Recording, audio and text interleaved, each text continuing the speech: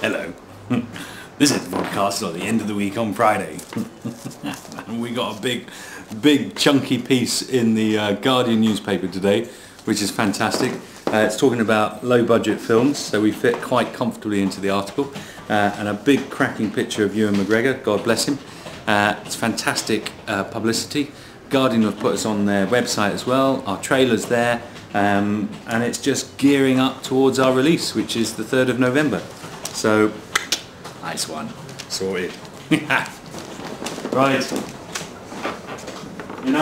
Enough for today, enough. Leave me in peace.